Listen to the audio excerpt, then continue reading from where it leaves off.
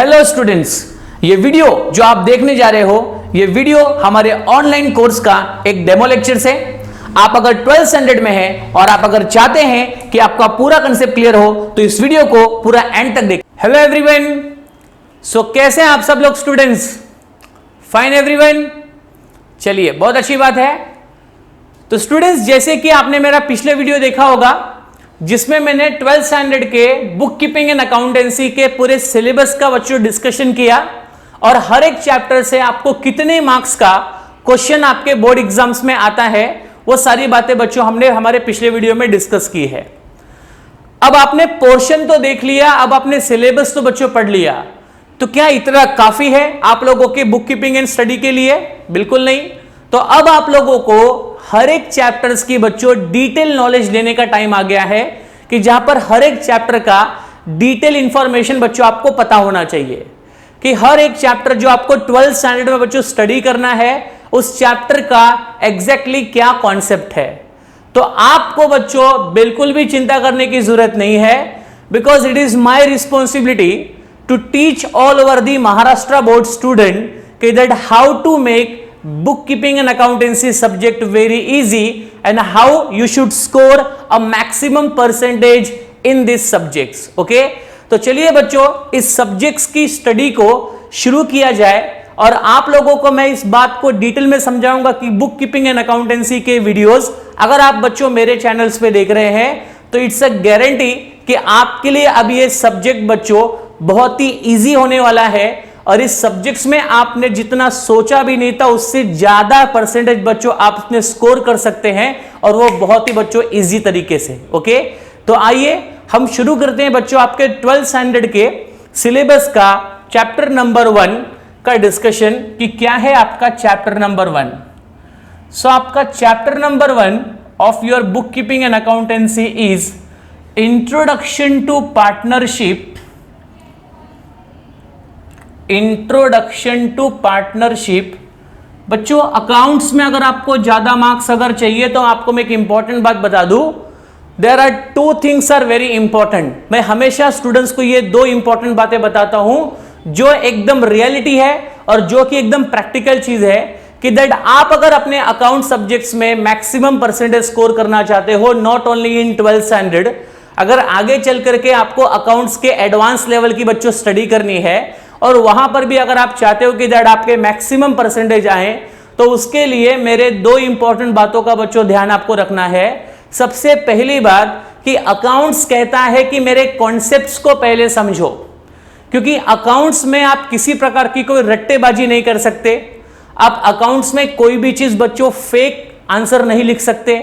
जो exactly concept है बच्चों इस सब्जेक्ट का आपको उसी कंसेप्ट को यहां पर लिखना पड़ेगा। तो एक तो कंसेप्चुअल क्लैरिटी आपको लेनी है और दूसरी कंसेप्चुअल क्लैरिटी के बेसिस पे जो क्वेश्चन आंसर होंगे, जो प्रैक्टिकल प्रॉब्लम्स होंगे आपके इस सब्जेक्ट के, उन प्रैक्टिकल प्रॉब्लम्स को आपको बच्चों सॉल्व करना है। और 12th स्टैंडर्ड के अकाउंट्स का जो प्रैक्टिकल प्रॉब्लम है, आपके गवर्नमेंट का बच्चों जो टेक्स्ट बुक होता है उस टेक्स्ट बुक के अंदर जितने भी सॉल्व्ड और अनसॉल्व्ड प्रॉब्लम होते हैं, अगर आपने हर एक चैप्टर के वो सारे सॉल्व्ड और अनसॉल्व्ड एग्जांपल्स को अगर सॉल्व कर लिया so you will be through. आपको आपके टेक्स्ट बुक के अलावा किसी दूसरे स्टडी मटेरियल्स की बच्चों 12th स्टैंडर्ड में मैक्सिमम परसेंटेज स्कोर करने के लिए किसी और नोट्स की कोई रिक्वायरमेंट ही नहीं है। ओके, सो आपका जो टेक्स्ट बुक है आप उसी के साथ स्टिक रहिएगा जिसके अंदर आपके सारे सॉल्व्ड और अनसॉल्व्ड क्वेश्चंस बच्चों दिए हैं, उन्हीं को आप अपना मैक्सिमम क्वेश्चंस को समझिए और उसको बच्चों आप सॉल्व कीजिए। ऑटोमेटिकली आपका जो परसेंटेज आपने 12th में डिसाइड किया है that you will get it. Okay, तो आइए बच्चों चैप्टर नंबर 1 में का नाम है introduction to partnership. Okay, and partnership final account. हाँ बच्चों, सबसे पहला चैप्टर हमें पढ़ना है पार्टनरशिप फाइनल अकाउंट का। अब ये पार्टनरशिप फाइनल अकाउंट का चैप्टर हमें पहले क्यों पढ़ना है? 11th स्टैंडर्ड में भी हमने फाइनल अकाउंट पढ़ा था। यस, आपको याद होगा बच्चों कि 11th स्टैंडर्ड में आपका जो सेकेंड लास्ट चैप्टर था वो चैप्टर था बच्चों प्रोप्राइटरी फाइनल अकाउंट। अब आपने 11th में जो फाइनल अकाउंट सीखा है वो आपके 12th स्टैंडर्ड के फाइनल अकाउंट से बच्चों थोड़ा अलग है। क्योंकि 11th स्टैंडर्ड में जिस फाइनल अकाउंट की बात आप कर चुके हो वो एक सोल ट्रेडिंग कंसर्न के द्वारा फ्रेम किया गया फाइनल अकाउंट था कि आपने वहां पर एक सिंगल ट्रेडर का फाइनल अकाउंट बच्चों प्रिपेयर किया था। यस, ऑफ कोर्स आपने जो अकाउंट वहां पर ओपन किए थे like trading account, profit and loss account and balance sheet, ये सभी चीजें आपको बच्चों 12th स्टैंडर्ड के फाइनल अकाउंट में भी बनानी है। बट जैसे कि यहां पर जो फाइनल अकाउंट आपको 12th में दिख रहा है वो बच्चों पार्टनरशिप के नाम का है, मतलब यहां पर हमें कुछ तो एक्स्ट्रा, कुछ तो एडवांस अकाउंट्स भी बच्चों प्रिपेयर करना पड़ेगा। ओके, तो सबसे पहले मैं आपको यह समझा दूं कि आपके 11th का फाइनल अकाउंट और 12th स्टैंडर्ड के फाइनल अकाउंट में एग्जैक्टली क्या डिफरेंस है। ओके, तो जिससे कि आपको पता चल जाएगा कि 12th में हमें कौन से एक्स्ट्रा अकाउंट्स प्रिपेयर करने होंगे और हमारा माइंडसेट हमें 12th स्टैंडर्ड के फाइनल अकाउंट को सीखने के लिए किस तरह का रखना पड़ेगा। ओके, तो बच्चों 11th स्टैंडर्ड का फाइनल अकाउंट जो था, यहां पर मैं 12th स्टैंडर्ड का फाइनल अकाउंट लिखता हूं। 11th के फाइनल अकाउंट में सबसे पहले आपने जो फाइनल अकाउंट बनाया था वो था बच्चों सोल ट्रेडिंग कंसर्न का था, एक सिंगल ट्रेडर का था, एक लोकल बिजनेस ऑर्गेनाइजेशन का था जो आपने बच्चों 11th में प्रिपेयर किया था। ओके, अब आप 12th स्टैंडर्ड में जो फाइनल अकाउंट प्रिपेयर करोगे वो आपका पार्टनरशिप फर्म का होगा। अभी सोल ट्रेडिंग कंसर्न और पार्टनरशिप फर्म ये दोनों बच्चों बिजनेस ऑर्गेनाइजेशन के दो अलग अलग फॉर्म है, दो अलग अलग रूप है कि बिजनेस को सोल ट्रेडिंग कंसर्न के फॉर्म में भी किया जा सकता है, पार्टनरशिप के फॉर्म में भी किया जा सकता है। अगर कोई एक ही पर्सन बिजनेस को ओन करे, मैनेज करे और कंट्रोल करे और बिजनेस की सारी रिस्पॉन्सिबिलिटी अगर किसी एक ही पर्सन पे होती है तो उसके द्वारा चलाए गए बिजनेस को हम सोल ट्रेडिंग कंसर्न कहते हैं। वहीं पर जब हम पार्टनरशिप की बात करते हैं तो यहां पर बच्चों जब दो या दो से ज्यादा, please listen carefully, partnership firm में क्या होता है, व्हेन 2 और मोर देन 2 पर्सन, दो या दो से ज्यादा लोग जब एक कॉमन प्लेटफॉर्म पे आकर के एक कॉमन ऑब्जेक्टिव के साथ बच्चों किसी बिजनेस को स्टार्ट करते हैं और इस बिजनेस के अंदर प्रॉफिट कमाने का मोटिव रखते हैं तो ऐसे बिजनेस को कहा जाता है पार्टनरशिप फर्म। तो यहां पर बच्चों मिनिमम 2 पर्सन्स की रिक्वायरमेंट होती है, minimum 2 persons are required to form any kind of partnership business. Okay, so minimum 2 persons are required for this partnership firm और यहां पर बच्चों एक ही ट्रेडर, एक ही पर्सन रिक्वायर्ड होता है। तो पहला डिफरेंस तो ये था। दूसरा डिफरेंस है बच्चों 11th स्टैंडर्ड में सोल ट्रेडिंग कंसर्न के फाइनल अकाउंट में आपने पहला अकाउंट प्रिपेयर किया था ट्रेडिंग अकाउंट। ओके, बाद में बच्चों आपने प्रिपेयर किया होगा profit and loss account. Okay, इसके बाद आपने बच्चों डायरेक्टली प्रिपेयर की थी एक स्टेटमेंट जिसका नाम है balance sheet. Okay, so only this 3 things you have prepared in the 11th standard final account. But when हम 12th स्टैंडर्ड की बात करते हैं तो 12th स्टैंडर्ड में what are different account we need to prepare. Again 12th standard में भी हमें ट्रेडिंग अकाउंट तो बच्चों प्रिपेयर करना ही होगा। Again profit and loss account भी बच्चों हमें प्रिपेयर करना पड़ेगा। क्या बात है, दो चीजें सेम हो गई। इसके बाद हमें बच्चों प्रिपेयर करना होगा पार्टनर्स कैपिटल। ओके, या फिर कभी कभी हमें प्रिपेयर करना पड़ सकता है पार्टनर्स करंट अकाउंट। ओके, तो पार्टनर्स कैपिटल और पार्टनर्स करंट, और इसके बाद बच्चों हम प्रिपेयर करेंगे बैलेंस शीट। ओके, तो सबसे पहले ये चीज आपको क्लियर हो जानी चाहिए कि 11th स्टैंडर्ड में आपने क्या क्या प्रिपेयर किया था और 12th में बच्चों आपको एक नई चीज प्रिपेयर करनी है जिसका नाम है पार्टनरशिप का कैपिटल। तो पार्टनर्स कैपिटल और partners current account, this is the something new that you need to add. Okay, तब जाके आपके एक नए फाइनल अकाउंट का बच्चों यहां पर एग्जिस्टेंस होगा, that is called as a partnership final account. Okay, तो क्या डिफरेंस है ये चीज आपको समझ में आ गई है। और इस बिजनेस का बच्चों नेचर ही एकदम अलग है, तो ऑफ कोर्स इस बिजनेस के नेचर के अकॉर्डिंगली हमें यहां पर इसका फाइनल अकाउंट भी बच्चों प्रिपेयर करना पड़ता है। ओके, तो ये एक इंपॉर्टेंट डिफरेंस है जो आपको याद रखना बहुत जरूरी है, जिससे कि आप 11th के फाइनल अकाउंट से निकल करके 12th स्टैंडर्ड के फाइनल अकाउंट में बच्चों आ जाओगे। ओके, चलिए अब आगे बढ़ते बच्चों। अब अपने माइंड से आप लोग 11th के फाइनल अकाउंट को बच्चों थोड़ा साइड में कर दीजिए, क्योंकि अब हमारा लेवल बढ़ गया है तो हमारे बिजनेस करने का जो फॉर्म है वो भी बच्चों अभी बढ़ेगा। तो उसके अकॉर्डिंगली हमें यहां पर फाइनल अकाउंट बच्चों सीखना है। ओके, यस, तो ये चीज है। अब पार्टनरशिप का इंट्रोडक्शन और पार्टनरशिप का फाइनल अकाउंट। अभी पार्टनरशिप की इंट्रोडक्शन क्या है, पार्टनरशिप का मतलब क्या? सो पार्टनरशिप इज द रिलेशनशिप, आप मेरे साथ बोल सकते हैं, partnership is the relationship between two और मोर पर्सन, दो या दो से ज्यादा लोगों के बीच का जो रिलेशन होता है, उस रिलेशनशिप को हम लोग कहते हैं पार्टनरशिप। और जब पार्टनरशिप फर्म की बात करते हैं तो जब ये दो या दो से ज्यादा लोग एक कॉमन ऑब्जेक्टिव के साथ एक दूसरे को बच्चों मिलते हैं और प्रॉफिट कमाने के उद्देश्य से किसी बिजनेस की बच्चों शुरुआत करते हैं और उस बिजनेस को चलाते हैं। ओके, तो प्रॉफिट कमाने के उद्देश्य से किसी बिजनेस को चलाने के लिए जब दो या दो से ज्यादा लोग बच्चों इकट्ठा होते हैं तो उनके समूह को, उनके ग्रुप को हम कहते हैं पार्टनरशिप फर्म। क्या कहते हैं बच्चों? Partnership firm. ओके, अब जैसे कि यहां पर दो या दो से ज्यादा लोग हैं तो ऑफ कोर्स उनके बीच के ट्रांजैक्शंस को सेटल करने के लिए हमें यहां पर एक स्पेशल अकाउंट की रिक्वायरमेंट होती है जिसका नाम है बच्चों पार्टनर्स कैपिटल अकाउंट और पार्टनर्स करंट अकाउंट।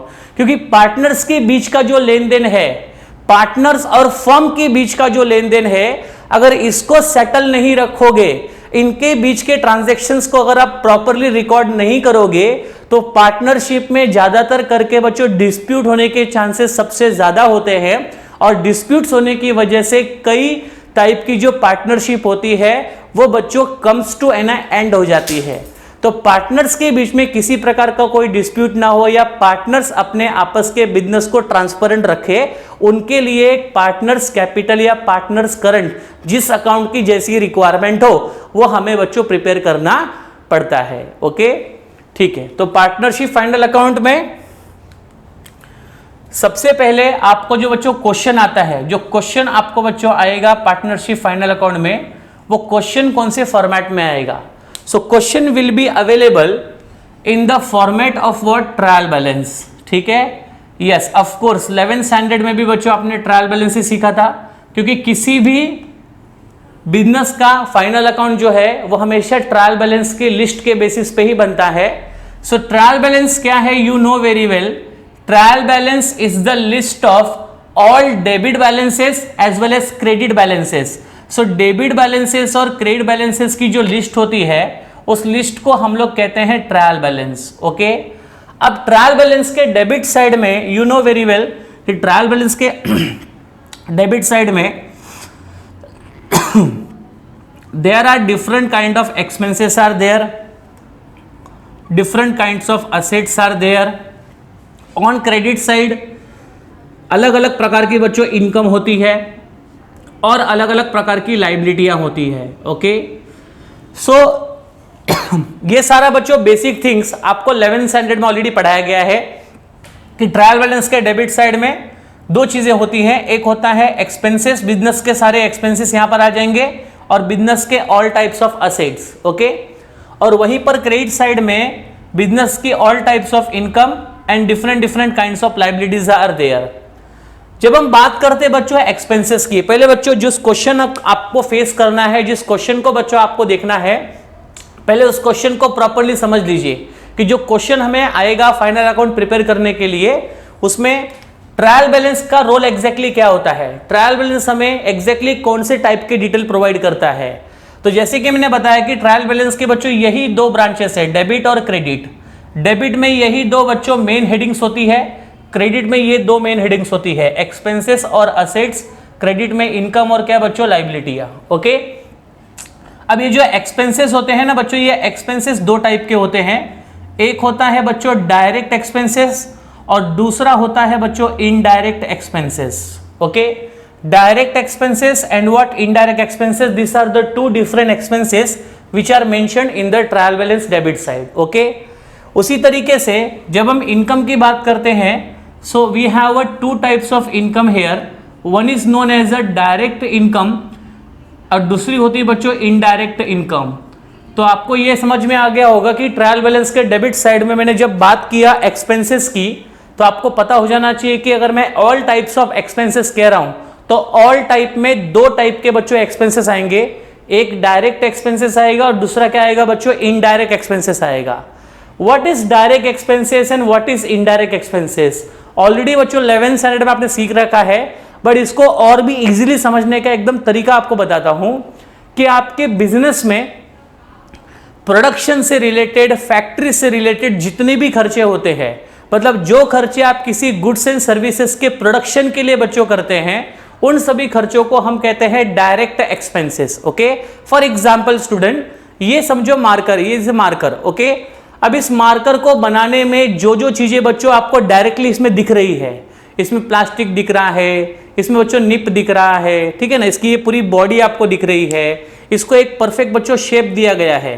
तो इसकी शेप को देने के लिए there is a skilful labour, machinery is required, material is required, technology is required, okay. और इसका प्रोडक्शन करने के लिए एक place is required, electricity is required. So जो जो चीजें बच्चों इस मार्कर के साथ जुड़ी हुई हैं, जो इस मार्कर को देख करके हम बच्चों एहसास कर सकते हैं, वो सारे एक्सपेंसेस इसके प्रोडक्शन से रिलेटेड है, तो उनको हम लोग कहेंगे बच्चों डायरेक्ट एक्सपेंसेस। ओके, और जितने एक्सपेंसेस बच्चों प्रोडक्शन के बाद होते हैं, इस प्रोडक्ट को कस्टमर तक पहुंचाने के लिए एकदम शॉर्ट और सिंपल में बच्चों बताऊंगा मैं आपको कि एक बार ये प्रोडक्ट बन गया, इन खर्चों की मदद से, डायरेक्ट खर्चों की मदद से बच्चों प्रोडक्ट सिर्फ प्रोड्यूस होता है, और प्रोड्यूस होने के बाद उसे कस्टमर तक पहुंचाने के लिए जितने भी टाइप्स ऑफ खर्चे किए जाते हैं, उन सभी खर्चों को कहते हैं बच्चों इनडायरेक्ट एक्सपेंसेस। जैसे एक बार आपका प्रोडक्ट बन गया, तो बनने के बाद उसकी बच्चों प्रॉपर पैकिंग की जाती है, उसकी लेबलिंग की जाती है, उसकी ब्रांडिंग की जाती है, उसको वेयरहाउस में बच्चों सुरक्षित रखा जाता है, उसको ट्रांसपोर्टेशन के माध्यम से वन प्लेस से अनदर प्लेस लेकर जाते हैं। ओके, इसके बाद बच्चों आपके गुड्स ये लॉन्ग टाइम अगर आपके पास रह गए तो वो खराब ना हो, वो किसी कारण से जले नहीं, चोरी ना हो, या कहीं एक्सीडेंट ना हो जाए, तो उसके लिए आपको अपने गुड्स की सेफ्टी का इंश्योरेंस भी निकालना पड़ता है। और इन सभी चीजों को करने के बाद आपके प्रोडक्ट का मार्केट में आपको बच्चों एडवर्टाइजमेंट भी करना पड़ेगा, प्रमोशन करना पड़ेगा, प्रोडक्ट को एक स्थान से दूसरे स्थान डिलीवर करना पड़ेगा। तो प्रोडक्शंस के बाद जितने भी खर्चे आपने देखे, ये सारे खर्चे आपके गुड्स के इनडायरेक्ट खर्चे हैं, क्योंकि ये सब वो खर्चे हैं जो कस्टमर तक आपके गुड्स को बच्चों रीच करवाते हैं। करेक्ट है? तो आई होप आपको दोनों का मीनिंग समझ में आ गया होगा। ये प्रोडक्शन पे किया हुआ खर्चा है, और ये खर्चा बच्चों गुड्स को कस्टमर तक पहुंचाने में जितनी भी चीजें रिक्वायर्ड है, उन सभी पे किया हुआ खर्चे को कहेंगे इनडायरेक्ट एक्सपेंसेस। ठीक है? उसी तरीके से इनकम साइड में अगर हम देखें तो डायरेक्ट इनकम और बच्चों इनडायरेक्ट इनकम होती है। डायरेक्ट इनकम जो हमारे बिजनेस की सबसे मेन सोर्स ऑफ इनकम होती है, जिस मेन सोर्स ऑफ इनकम को कमाने के लिए हम अपने बिजनेस को ऑपरेट करते हैं। करेक्ट है? ज्यादातर बिजनेसेस की अगर देखा जाए, अगर उनका ट्रेडिंग ऑर्गेनाइजेशन है, उनका अगर मैन्युफैक्चरिंग ऑर्गेनाइजेशन है, तो बच्चों उनका सबसे मेन सोर्स ऑफ बिजनेस होता है, मेन सोर्स ऑफ इनकम होता है बच्चों सेल्स। क्योंकि अगर आप मैन्युफैक्चरिंग सेक्टर है, तो मैन्युफैक्चरिंग सेक्टर क्या करता है? वस्तुओं को मैन्युफैक्चर करता है, प्रोड्यूस करता है, सेल करता है। ट्रेडिंग क्या करता है? कम दाम में वस्तुएं खरीदता है, ज्यादा दाम में वस्तुएं बेचता है। तो ऐसे लोगों का जो सबसे मेन सोर्स ऑफ इनकम होता है, वो मेन सोर्स ऑफ इनकम क्या होता है बच्चों? सेल्स होता है। तो हम लोग को याद रखना है कि फाइनल अकाउंट में जब भी बच्चों डायरेक्ट इनकम की बात आएगी आपके ऑब्जेक्टिव में या कहीं कर के कॉन्सेप्ट में, तो आपको ये एग्जांपल ही देना है बच्चों, that is called as a sales. क्योंकि सेल्स ये हर एक बिजनेस का सबसे मेन सोर्स है, उसी को कमाने के लिए हम अपने बिजनेस की शुरुआत करते हैं, और बिजनेस के अंदर बच्चों हार्ड वर्किंग की जाती है। दूसरा है बच्चों इनडायरेक्ट इनकम। अब ये इनडायरेक्ट इनकम का मतलब होता है सेल्स के अलावा आपके बिजनेस ने अदर सोर्सेज से जो भी इनकम कमाई है, वो सारी इनकम बच्चों आपकी इनडायरेक्ट है। जैसे एग्जांपल, आपके बिजनेस की प्रॉपर्टी अगर समझो कहीं रेंट पर दी गई है, तो वहां से आपके बिजनेस को हर मंथ बच्चों रेंट मिलता होगा। इसके बाद में आपके बिजनेस ने किसी कंपनी के अगर शेयर परचेज किए हैं, तो शेयर्स का रिटर्न, जिसको हम कहते हैं बच्चों डिविडेंड, वो भी आपके बिजनेस को बच्चों प्राप्त होता होगा। करेक्ट है? इसके अलावा आपके बिजनेस ने अगर किसी थर्ड पार्टी की बच्चों हेल्प की है, तो वहां से आपके बिजनेस को कमीशन भी बच्चों मिलता है। ओके, इसके अलावा बच्चों आपके बिजनेस ने अगर किसी को एडवांस या तो लोन दिया है, तो वहां से आपके बिजनेस को बच्चों इंटरेस्ट भी प्राप्त होता है। उसके अलावा आपके बिजनेस को आपके सप्लायर के द्वारा जो डिस्काउंट दिया जाता है, वो डिस्काउंट भी आपके बिजनेस की बच्चों एक टाइप की इनकम ही होती है। तो ये जो आपके सामने है, rent received, dividend received, commission received, interest received, discount received, ये सब आपके बिजनेस के द्वारा कमाए गए इनडायरेक्ट इनकम है, जिनको हम अपने बिजनेस का मेन सोर्स नहीं मानते, बट बाय द टाइम आपके मेन बिजनेस को करते करते ये टाइप्स की इनकम भी आपके बिजनेस को बच्चों अक्सर यहाँ पर देखने को और कमाने को मिलती है। करेक्ट है। तो इनकम साइड में, क्रेडिट साइड में इनकम की बात अगर हम करें तो हमें इन सभी टाइप्स की इनकम का विचार करना है। एक तो डायरेक्ट इनकम हो गई, और सेल्स के अलावा हमारे बिजनेस को जो भी एक्स्ट्रा इनकम मिलेगी वो सारी इनकम आपके बिजनेस की क्या कहलाएगी बच्चों? इनडायरेक्ट इनकम कहलाती है। करेक्ट है। यस। सो डेबिट साइड में एक्सपेंसेस क्या होंगे और क्रेडिट साइड में इनकम का क्या होगा, इसका डिटेल आपको बच्चों कंप्लीटली समझ में आ गया होगा। ओके। अब बच्चों डेबिट में सेकंड नंबर आता है असेट्स का, क्योंकि आपको असेट्स क्या होते हैं, तो असेट्स का मतलब होता है that all the property which belong to the business organisation, वो सारी संपत्तियां, वो सारी प्रॉपर्टी जो बिजनेस ऑर्गेनाइजेशन को बिलोंग करती है, मतलब जिन प्रॉपर्टियों का ओनर कौन होता है बच्चों? बिजनेस ऑर्गेनाइजेशन होता है, उनको हम लोग कहते हैं बच्चों असेट्स। ओके। जैसे आपके घर की जो प्रॉपर्टियां है या मेरे घर की जो प्रॉपर्टी है उसको हम असेट नहीं कह सकते, क्योंकि उसके ओनर आप और हम हैं। लेकिन आप अगर किसी बिजनेस संस्था में जाते हैं और उस बिजनेस संस्था में अगर आपको एक चेयर भी दिखता है, या वहां पर आपको बच्चों कोई एसी भी दिखता है, वहां पर कोई आपको फैन दिखता है, या कोई मशीनरी दिखती है, या वहां का पूरा आपको सेटअप दिखता है, तो ये सारा सेटअप उस बिजनेस के नाम से रजिस्टर्ड है। मतलब इन सभी चीजों का ओनर जो है वो बिजनेस है। तो ये सारी चीजों को हम बिजनेस के लैंग्वेज में क्या कहेंगे बच्चों? असेट्स कहेंगे। तो असेट्स मतलब that all the property which belong to business organisation. Okay. Next है बच्चों लाइबिलिटी। लाइबिलिटी का मीनिंग होता है द रिस्पॉन्सिबिलिटी और responsibility to pay the debts. Business की वो सारी जवाबदारियां, एकदम सिंपल स्वीट क्लियर समझिए। बिजनेस की लाइबिलिटी मतलब क्या? बिजनेस की वो सारी रिस्पॉन्सिबिलिटी जो रिस्पॉन्सिबिलिटी बिजनेस को डेप्ट पे करने के लिए बच्चों कहती है। ओके। तो जिन जवाबदारियों में बिजनेस को अपने कर्जे चुकाने होते हैं, बिजनेस को अपने डेप्ट पे करने होते हैं, तो डेप्ट पे करने की, कर्ज को चुकाने की इन जवाबदारियों को कहा जाता है liability. Okay. So I hope so आपके ट्रायल बैलेंस में डेबिट साइड में क्या है और क्रेडिट साइड में क्या है, इनका एग्जैक्ट मीनिंग बच्चों आपको समझ में आया होगा। क्योंकि क्वेश्चंस को क्लियर आप नहीं समझोगे तब तक आपको किसी भी आंसर का बच्चों एग्जैक्ट क्लियरिंग क्या है, कॉन्सेप्ट क्या है, वो समझ में नहीं आएगा। और मेरे वीडियो में आप आए हो तो आपकी कॉन्सेप्ट्स को वर्ड टू वर्ड क्लियर करके देना, दैट इज माई रिस्पॉन्सिबिलिटी बच्चों। तो अगर आप भी चाहते हो कि इस कंसेप्चुअल क्लैरिटी की जर्नी को इसी तरह हम पूरे करियर तक रखें, आपके पूरे एकेडमिक ईयर तक रखें, तो उसके लिए बच्चों आपको रेगुलर हमारे जो भी वीडियोस है वो बच्चों टाइम टू टाइम आपको मिलते रहेंगे। और आप इन वीडियो को अगर देखना चाहते हैं, इनकी कंसेप्चुअल क्लैरिटी अगर आप बच्चों लेना चाहते हैं, तो आपको हमारे चैनल को अगर सब्सक्राइब करना है, इसके साथ साथ बच्चों आपको बेल आइकन को भी प्रेस करना है, जिससे कि हमारे जैसी कोई कंसेप्ट पे वीडियो बनते हैं वो तुरंत बच्चों आपके नोटिफिकेशन में आ जाएंगे। और आपके अकाउंट्स के कंसेप्चुअल क्लैरिटी की जर्नी की जो रिस्पॉन्सिबिलिटी है वो मेरी है, और आपको प्रैक्टिस कौन से क्वेश्चंस की करनी है वो सब रिस्पॉन्सिबिलिटी बच्चों आपकी है। लेकिन उसको गाइड करना हम आपको बच्चों बताएंगे, और उसके अकॉर्डिंगली आप अगर प्रैक्टिस करते हैं तो बी के सब्जेक्ट्स के लिए आपको बच्चों किसी और पे डिपेंड रहने की रिक्वायरमेंट बिल्कुल भी नहीं है। करेक्ट है। तो ये हुआ बच्चों आपके ट्रायल बैलेंस का पूरा डिटेल मैंने बताया। अब इसके बाद हम चलते हैं आगे का डिस्कशन करते हैं, जहां पर मैं आपको बताऊंगा कि फाइनल अकाउंट, पार्टनरशिप का फाइनल अकाउंट प्रिपेयर करने के लिए हमें कौन कौन से अलग अलग टाइप्स के बच्चों अकाउंट को प्रिपेयर करना है, और उस अकाउंट के अंदर डेबिट साइड और क्रेडिट साइड में कौन से टाइप्स के आइटम्स को रिकॉर्ड करना पड़ता है। ये सारी बात तो हम लोग अभी आगे डिस्कशन करेंगे। ओके। तो आइए देखते हैं आगे का एग्जैक्टली क्या क्या अकाउंट बच्चों हमें प्रिपेयर करना है। जो वीडियो आप देख रहे हैं ये हमारे ऑनलाइन वीडियो लेक्चर्स का एक डेमो लेक्चर्स है। अगर आप चाहते हैं कि आपके 12th स्टैंडर्ड के ऑल सब्जेक्ट्स के ऑल चैप्टर्स आपको इसी तरह रिकॉर्डेड फॉर्म में मिले, तो उसके लिए तुरंत आप लोग प्ले स्टोर से हमारे अजीत एकेडमी एप्लीकेशंस को डाउनलोड कर लीजिए, और डाउनलोड करके आप लोगों को ये सारे वीडियो कोर्सेस हम लोग बहुत ही रीजनेबल कॉस्ट में, जो कॉस्ट आप सोच भी नहीं सकते उतने कम कॉस्ट में हमें वीडियो कोर्सेज आपको प्रोवाइड कर रहे हैं। किसी भी प्रकार की कोई भी क्वेरी के लिए नीचे दिए गए कॉन्टैक्ट नंबर पे आप कॉल करके आपकी क्वेरी को सॉल्व कर सकते हैं।